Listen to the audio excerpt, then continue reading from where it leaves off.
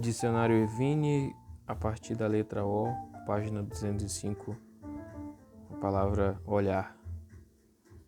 Em hebraico é nabat. Olhar, considerar, ver. Este verbo é encontrado no hebraico antigo e moderno. Ocorre aproximadamente 70 vezes no Antigo Testamento. O primeiro uso deste termo está em Gênesis 15:5, onde é usado no sentido de dar uma boa olhada, quando Deus ordenou a Abraão: olha agora para os céus e conta as estrelas, se as podes contar. Enquanto Nabate é usado para se referir ao aspecto físico, Êxodos 3:6. A palavra é usada em sentido figurado, com o significado de apreensão espiritual e interior. Deus fala a Samuel: não atentes para a sua aparência. 1 Samuel 16:7. Quando o profeta procurava um rei entre os filhos de Jessé, ponto. O sentido de considerar com perspicácia está expresso em Isaías 51:1. Olhai para a rocha de onde fostes cortados. Olhai para Abraão. Prestar atenção parece ser o significado em Isaías 5:12. Não olham para a obra do Senhor. Olho. A palavra olho é ain. Olho, poço, superfície, aparência, fonte. O termo ain tem cognatos no garético, acadiano, aramaico e em outros idiomas semíticos. Ocorre aproximadamente 866 vezes e em todos os períodos do hebraico bíblico, 5 vezes no aramaico bíblico. Primeiro, a palavra representa o órgão físico, o olho. Em Gênesis 13:10, ain é usado para aludir ao olho humano. E levantou Ló os seus olhos e viu toda a campina do Jordão. Também é usado para aludir aos olhos de animais, Gênesis 30:41, de ídolos, Salmo 115:5, e de Deus, Deuteronômios 11:12, antropomorfismo. A expressão entre os olhos significa na testa e te será por sinal sobre tua mão e por lembrança entre teus olhos, para que a lei do Senhor esteja em tua boca. Êxodos 13:9. Os olhos são usados como sinal típico de fraqueza ou lesão. E aconteceu que como Isaque envelheceu e os seus olhos se escureceram, de maneira que não podia ver, chamou a Esaú, seu filho mais velho. Gênesis 27:1. A menina do olho é componente central, a íris. Guarda-me como a menina do olho. Salmo 17:8. Os olhos podem ser característica especial de beleza. E era ruivo e famoso de semblante, bonito de olhos e de boa presença. 1 Samuel 16:12. A palavra ain é usada em conexão com expressões de ver. Eis que vossos olhos veem, e os olhos de meu irmão Benjamim, que é minha boca que vos fala. Gênesis 45:12. A expressão levantar os olhos é explicada por um verbo que a segue. Alguém levanta os olhos para fazer algo, o que quer que o verbo estipule. Gênesis 3:10. Levantar os olhos também pode ser ato que expressa desejo, anseio, devoção. E aconteceu depois destas coisas que a mulher de seu senhor pôs os olhos, olhou com desejo em José. Gênesis 39:7. Os olhos podem ser usados na obtenção ou busca de julgamento, no sentido de ver intelectualmente, avaliar ou fazer uma avaliação, ou buscar prova de fidelidade. Então tu disseste a teus servos: trazei-mo a mim, e porei os meus olhos sobre ele. Gênesis 44:21. Às vezes olhos mostram qualidades mentais como arrependimento, e não vos pese literalmente, não deixe seu olho olhar com pesar em coisa alguma das vossas alfaias, porque o Senhor de toda a terra do Egito será vosso. Gênesis 45:20. Os olhos são usados figurativamente para se referir a habilidades, atos e estados mentais e espirituais. Assim, a abertura dos olhos em Gênesis 3:5, primeira ocorrência, significa ficar autônomo para estabelecer para a si mesmo padrões do bem e do mal. Em passagens como Provérbios 4:25, o olho retrata uma faculdade moral. Os teus olhos olhem direitos e as tuas pálpebras olhem diretamente diante de ti. Em Provérbios 23:6, a palavra é usada para aludir a um estado moral, literalmente olho mau. Não comas o pão daquele que tem os olhos malignos, o egoísta, nem cobice os seus manjares gostosos. O indivíduo pode servir como guia ou os olhos de alguém. Ora, não nos deixes, porque tu sabes que nós nos alojamos no deserto. De olhos nos servirás. Números 10:31. A expressão aos olhos de significa na opinião de alguém. E ele olhou a Agar, e ela concebeu, e vendo ela que concebera, foi sua senhora desprezada aos seus olhos. Gênesis 16:4. Esta mesma expressão, ou de olhos de, pode significar que uma coisa ou assunto está escondido do conhecimento de alguém, de maneira que algum homem, se houver deitado com ela e for oculto aos olhos de seu marido, e ela o tiver ocultado. Números 5:13. Em Êxodos 10:5, a palavra representa a superfície visível da terra, e cobrirão a face da terra, que a terra não se poderá ver. Levíticos 13:5. Usa Ain para representar a aparência da pessoa. E ao sétimo dia o sacerdote o examinará, e eis que se a praga ao seu parecer parou, e a praga na pele se não estendeu. Se aos seus olhos a infecção não mudou, uma cintilação ou faísca é descrita na expressão dar seus olhos. Em passagens como Provérbios 23:31, não olhes para o vinho quando se mostra vermelho, quando resplandece, dá seus olhos no copo. O termo Ain também representa fonte, literalmente olho d'água, e o anjo do Senhor a achou junto a uma fonte de água no deserto, junto à fonte no caminho de Sur. Gênesis 16:7. Mayan é fonte, palavra hebraica Mayan significa fonte. Esta palavra aparece 23 vezes no Antigo Testamento. Em Levítico 11:36, Mayan significa fonte, porém, a fonte ou cisterna em que se recolhem águas será limpa, mas quem tocar no seu cadáver será imundo. Outro exemplo é encontrado em Gênesis 7:11. No ano 600 da vida de Noé, se romperam todas as fontes do grande abismo e as janelas do céu se abriram. Orar é palal. Orar, inferir, medir, julgar. Encontrado no hebraico bíblico e moderno, esta palavra ocorre 84 vezes no Antigo Testamento hebraico. É empregada 4 vezes na forma verbal intensiva. As restantes 80 vezes são encontradas na forma reflexiva ou recíproca, na qual a ação geralmente aponta de volta para o sujeito. Na forma intensiva, a palavra expressa a ideia de medir, colocando-se entre duas partes, sempre entre seres humanos. Pecando o homem contra o Senhor, quem rogará por ele? 1 Samuel 2:25. Medir requer fazer julgamento, como em Ezequiel 16:52. Tu que julgaste as tuas irmãs. Nas duas referências restantes, nas quais a forma intensiva é usada, palavra expressa em Gênesis 48:11 fazer julgamento, e no Salmo 106:30 colocar-se entre.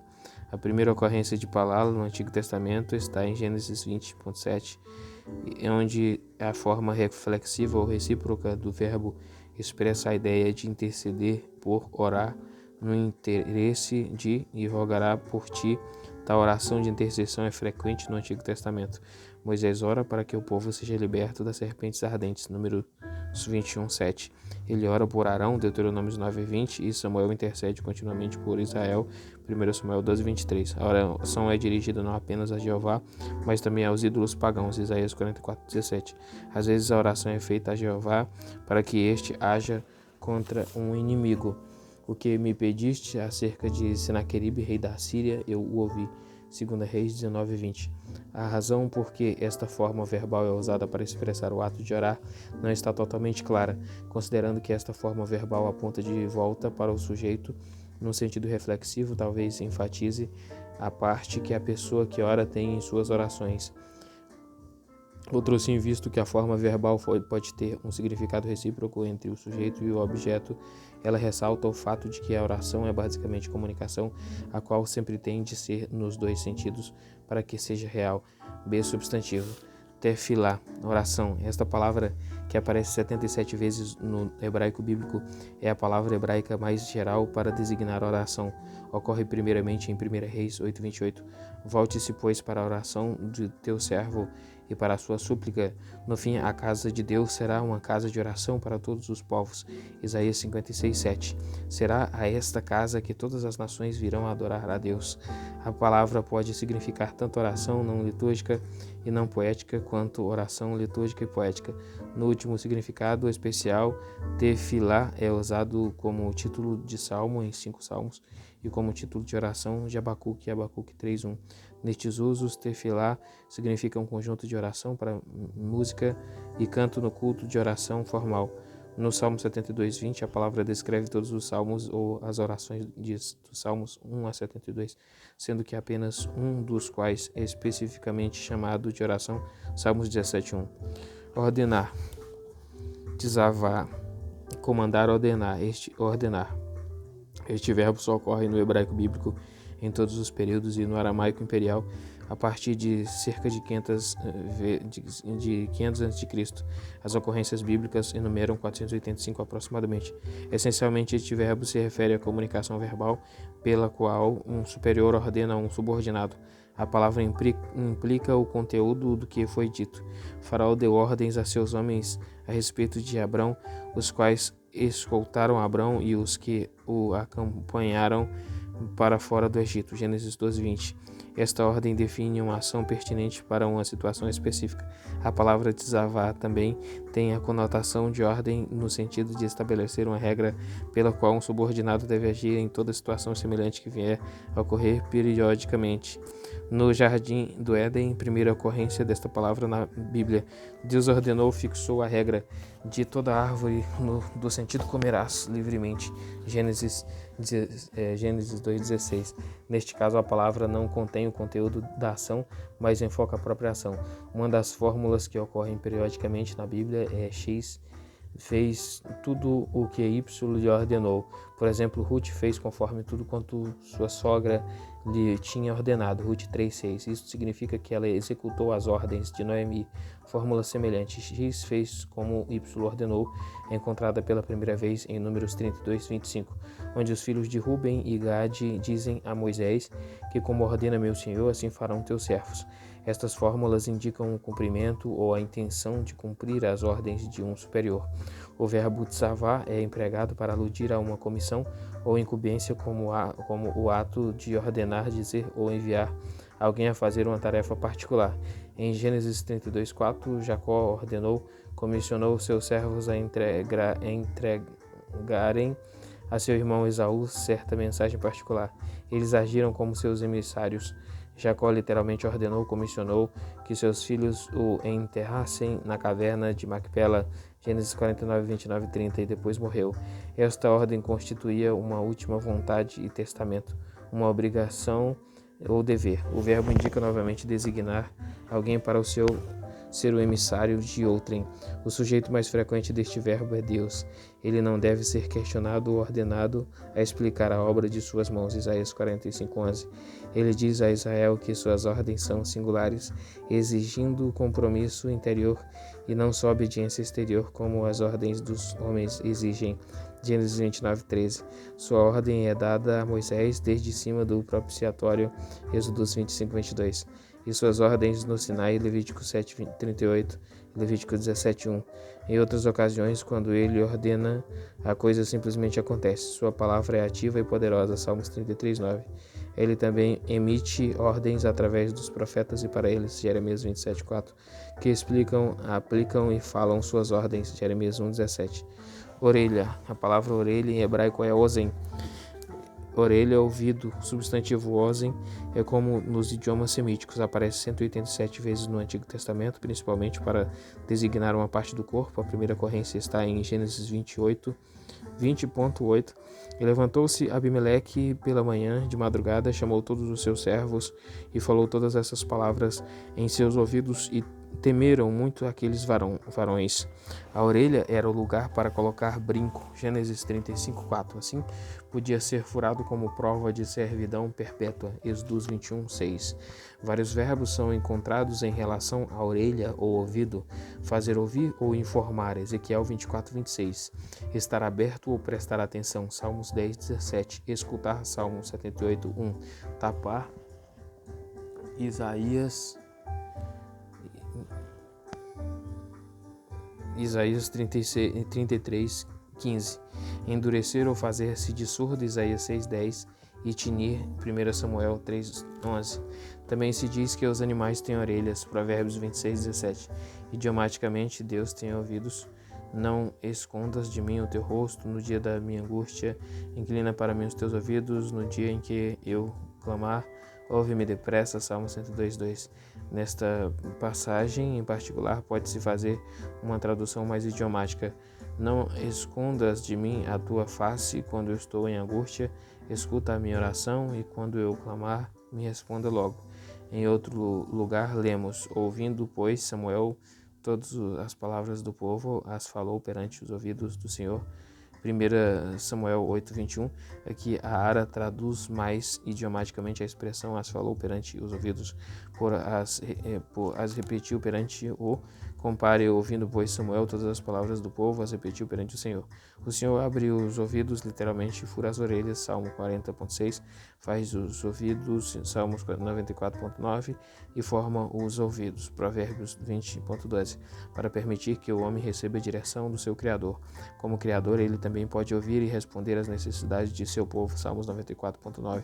O Senhor revela suas palavras aos ouvidos dos seus profetas, porque o Senhor o revela aos ouvidos de Samuel um dia antes que Samuel viesse. 1 Samuel 9:15. Visto que os israelitas não haviam respondido à mensagem profética, eles tinham se feito espiritualmente surdos. Ouvi isto, ó povo louco e sem coração, que tendes olhos e não vedes, que tendes ouvidos e não ouvis. Jeremias 5:21. Depois do exílio, o povo de Deus buscou experimentar um despertamento espiritual e uma nova sensibilidade pela palavra de Deus, o que nas palavras de Isaías deve ser comparado à abertura dos ouvidos. Isaías 50:5.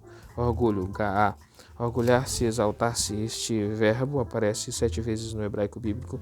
A palavra ocorre em Êxodos 15:1, no sentido de exaltar-se. Cantarei ao Senhor, porque sumamente se exaltou, triunfou gloriosamente. Lançou no mar o cavalo e o seu cavaleiro. B. Substantivos. Gaon. A palavra em hebraico para orgulho é gaon. Orgulho. Esta raiz só ocorre nos idiomas semíticos do noroeste,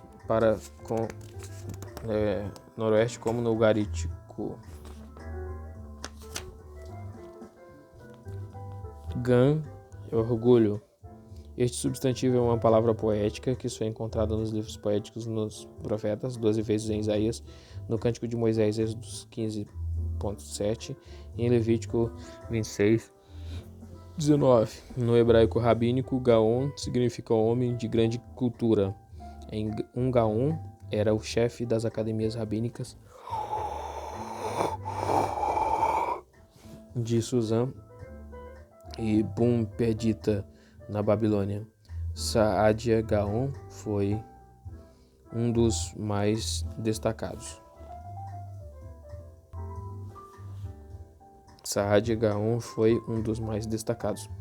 Em sentido positivo, Gaon, como o verbo, significa excelência ou majestade. A majestade de Deus foi expressa na libertação de Israel pelo Mar Vermelho, Êxodo 15:7. Israel, como povo redimido, é considerado uma expressão da majestade de Deus. Esconderá para nós a nossa herança, a glória, a majestade de Jacó, a quem amou. Salmos 47:4. Aqui o significado de Gaon é perto do de Cabot, glória. Relacionado com majestade está a palavra Gaon, atribuída à natureza como algo poderoso, exuberante, rico e espesso.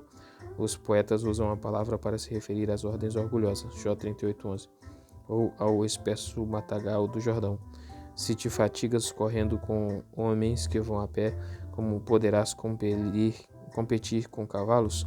Se tão somente numa terra de paz estás confiado, que farás na enchente, literalmente majestade do Jordão? Jeremias 12:5, Jeremias 49:19. A maioria dos usos de Gaon é negativa no sentido de conotar orgulho humano como antônimo de humildade. Provérbios 16:18. Provérbios coloca Gaon junto com arrogância, mau comportamento e linguajar perverso. Em sua independência do Senhor, Israel, como nação majestosa, tendo sido separada por um Deus majestoso, tinha se desviado e reivindicado sua excelência como prerrogativa ganha por ela. A nova atitude de insolência não foi tolerada por Deus. Jurou o Senhor Jeová pela sua alma, o Senhor Deus dos exércitos: tenho abominação pela soberba de Jacó e aborreço os seus palácios, e entregarei a cidade e tudo o que nela há. Amós 6:8. As traduções da Septuaginta são ubris, insolência, arrogância, e uperefania, arrogância, altivez, orgulho. Alguns outros substantivos estão relacionados com Gaon. O substantivo geá ocorre uma vez e significa orgulho, Provérbios 8:33. O substantivo gavá, que é encontrado 19 vezes, também significa orgulho. E todo este povo saberá, Efraim e os moradores de Samaria, que em soberba e altivez de coração, Isaías 9:9. O substantivo geut aparece 8 vezes e se refere à majestade. Ainda que se mostre favor ao ímpio, nem por isso aprende a justiça. Até na terra da retidão ele pratica a iniquidade e não atenta para a majestade do Senhor. Isaías 26:10. Se adjetivos. O adjetivo G, o qual julga-se ser um erro escribal da palavra GE, aparece somente uma vez como orgulhoso, Isaías 16:6. O termo GE também quer dizer orgulhoso em suas 8 ocorrências, uma vez em Isaías 2:12, porque o diz do Senhor dos Exércitos será contra todo soberbo e altivo. O termo Ga-Aion, que quer dizer orgulho, aparece uma vez no hebraico bíblico, Salmo 123:4. Palavra osso. Osso do hebraico é etzen, osso, corpo, substância, plenitude mesmo. Os cognatos desta palavra aparecem no acadiano, púnico, árabe e etiópico. A palavra aparece cerca de 125 vezes no hebraico bíblico e em todos os períodos. Esta palavra representa comumente um osso humano em Jó 10:11. Etzen é usado para denotar o osso como uma das partes constituintes do corpo humano. De pele e carne me vestiste e de ossos e nervos me entreteceste. Quando Adão comentou que Eva era osso dos seus ossos e carne da sua carne, ele se referia ao fato de ela ter sido criada do osso de uma de suas costelas. Gênesis 2:23, primeira ocorrência bíblica. O termo etzen, usado junto com o termo carne, pode indicar relação de sangue. Então Labão disse-lhe a Jacó: verdadeiramente és tu o meu osso e a minha carne. Gênesis 29:14. Outra acepção desse significado aparece em Jó 2:5, onde usado junto com carne, etzen representa o corpo humano. Estende, porém, a tua mão e toca-lhe os ossos e na carne e no corpo. O uso semelhante aparece em Jeremias 20:9, onde a palavra usada sozinha e na forma plural provavelmente representa toda a estrutura corporal do profeta. Então disse eu: não me lembrarei dele e não falarei mais do seu nome, mas isto foi no meu coração como fogo ardente, encerrado nos meus ossos. Juízes 19:29 relata que um levita pegou a sua concubina, que fora violentada e assassinada, cortou-a em 12 pedaços por seus ossos, de acordo com os ossos ou estrutura física, e enviou uma parte para cada uma das 12 tribos de Israel. Em várias passagens, a forma plural representa o lugar do vigor ou sensação, e seus ossos estão cheios de vigor da sua juventude. Jó 20:11 e Jó 4:14. Em outra acepção, etzen é usado para indicar o lugar da dor e doença. De noite se me transpassam os meus ossos, e o mal que me corrói não descansa. Jó 30:17. O plural de etzen significa às vezes o ser inteiro da pessoa. Tem misericórdia de mim, Senhor, porque sou fraco. Sara-me, Senhor, porque os meus ossos estão perturbados. Salmo 6:2. Aqui a palavra é sinônimo paralelo de eu. Esta palavra é frequentemente usada para aludir os ossos de mortos. E todo aquele que sobre a face do campo tocar a algum que for morto pela espada, ou outro morto, ou os ossos de algum homem, ou a uma sepultura será imundo 7 dias, Números 19 e 16. Relacionado de perto com a acepção está o uso de etzem para se referir a restos mortais, incluindo provavelmente o sentido de caráter mumificado. E José fez jurar os filhos de Israel, dizendo: certamente vos visitará Deus e fareis transportar os meus ossos daqui. Gênesis 50, 25. A palavra etzem às vezes representa ossos de animais, por exemplo, o cordeiro da Páscoa devia ser comido numa única casa, e não levarás daquela carne fora da casa, nem dela quebrareis osso. Êxodos 2:46. A palavra às vezes retrata a substância de algo, e viram o Deus de Israel, e debaixo de seus pés havia como uma obra de pedra de safira, e como o parecer do céu na sua claridade, como o osso do céu. Êxodos 24:10. Em Jó 21:23, a palavra significa plenitude. Morre na força de sua plenitude, estando todo quieto e sossegado. Em outros lugares, etzem significa mesmo, e o mesmo dia entrou Noé e Sem, Cã e Jafé, os filhos de Noé, como também a mulher de Noé e as 3 mulheres de seus filhos com ele na arca. Gênesis 7:13. A palavra ouro. Ouro é Zahab. Ouro, esta palavra tem cognatos no árabe e no aramaico, ocorre em torno de 385 vezes no hebraico bíblico e em todos os períodos. O termo zahab se refere à mina de ouro ou ao ouro em seu estado bruto. Este é o significado em sua primeira ocorrência bíblica. O nome do primeiro é Pison. Este é o que rodeia toda a terra de Avilá, onde há ouro. Gênesis 2:11. A palavra também é usada para se referir ao ouro que já foi refinado. Mas ele sabe o meu caminho, prove-me e sairei como o ouro. Jó 23:10. O ouro podia ser batido, 1 Reis 10:16, e purificado, Êxodos 25:11. Também se podia falar de ouro fino, o melhor ouro, 2 Crônicas 3:5. A palavra Zahab pode ser considerada como objeto de riqueza. E ia a Abrão, muito rico em gado, em prata e em ouro, Gênesis 13:2. Como tal, a ênfase está no ouro como artigo valioso ou precioso. Por conseguinte, a palavra é usada em comparações com ela, se não pode comparar o ouro ou o cristal, nem se trocará por joia de ouro fino. Jó 28:17. O ouro era um dos espólios de guerra, porém toda a prata e ouro e os vasos de metal e de ferro são consagrados ao Senhor, irão ao tesouro do Senhor. Josué 6:19. O ouro era comprado e vendido como objeto de mercadoria. Os mercadores de Sabá e Ramá eram eles os seus mercadores. Eles pagavam suas mercadorias em todos os mais refinados aromas e em toda a pedra preciosa e em ouro. Ezequiel 27:22. O vocábulo Zahab era usado como presente caro, ainda que Balaque me desse a sua casa cheia de prata e de ouro, eu não poderia fazer nada. Números 22:18. Este metal era usado como material para a confecção de joias e outros artigos valiosos. E aconteceu que, acabando os camelos de beber, tomou o varão um pendente de ouro de meio ciclo de peso e 2 pulseiras para as suas mãos do peso de 10 ciclos de ouro. Gênesis 24:22. O templo de Salomão foi adornado com ouro. 1 Reis 6:20-28. O ouro era usado como dinheiro, sendo trocado em vários pesos e valores, de acordo com seu peso.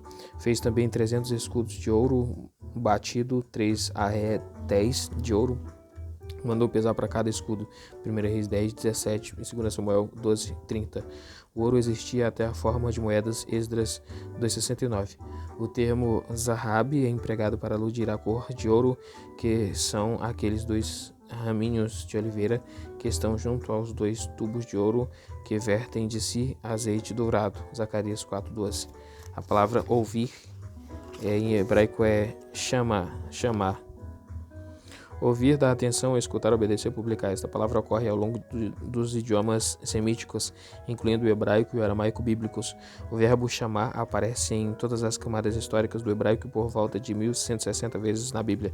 A palavra é atestada 9 vezes no aramaico bíblico. Basicamente, este verbo significa ouvir algo, mas há várias outras acepções. Em Gênesis 37:17, Um homem falou a José que ele ouviu os irmãos de José dizerem: vamos a Dotã. Em outras palavras, ele sem querer os ouviu dizer.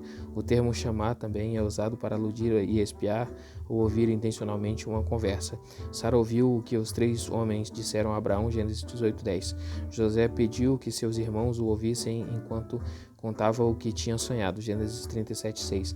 Em 1 Crônicas 28:2, Davi disse à sua audiência que ouvissem o que ele dizia. Eles deviam lhe dar atenção total. Ouvir algo implica em ter conhecimento, como quando Abimeleque disse a Abraão que ele não sabia nada sobre a controvérsia sobre os testamentos, porque ninguém lhe tinha falado nada a respeito e ele não o tinha ouvido. Gênesis 21:26. A palavra chamar também implica obter conhecimento. Ouvindo os caldeus que tinham sitiado Jerusalém, esta notícia, retiraram-se de Jerusalém, Jeremias 37:5.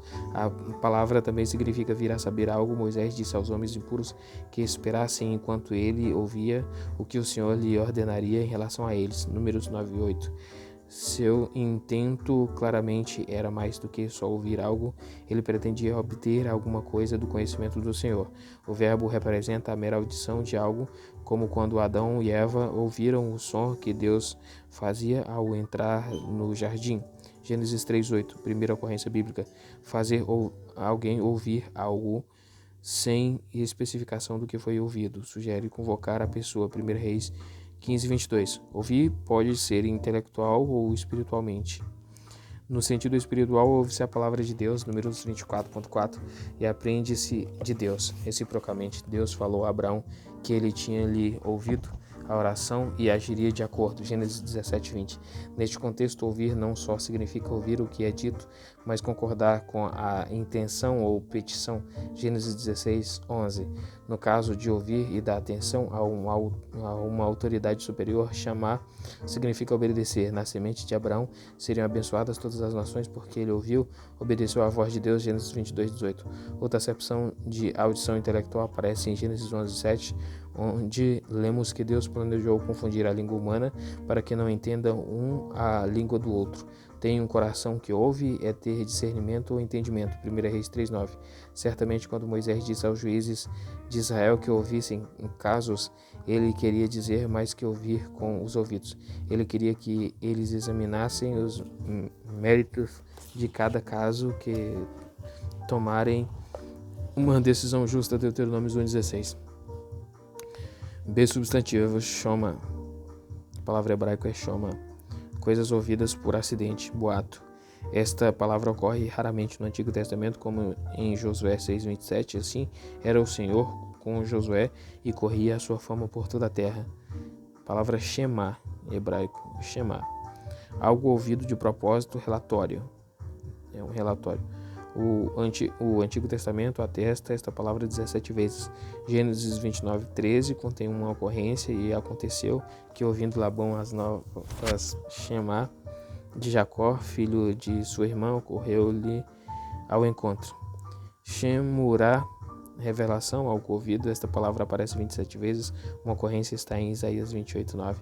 A quem, pois, se ensinaria a ciência, e a quem se daria a entender o que se ouviu. Shemurá.